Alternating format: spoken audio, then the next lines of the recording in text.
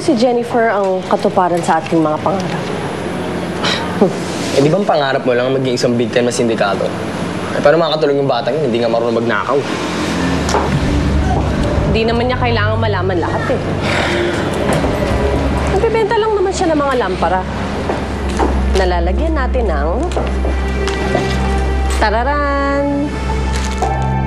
Ano yan? Tawas! Ano tingin mo?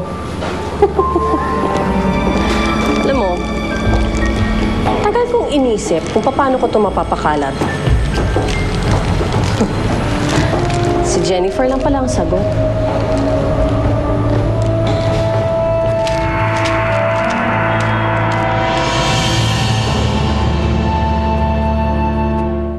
Kailangan ibenta mo lahat yan bukas. 500 isa yan, ha? Bakit ang mahal ko? Paano na iba? Lumabas ka!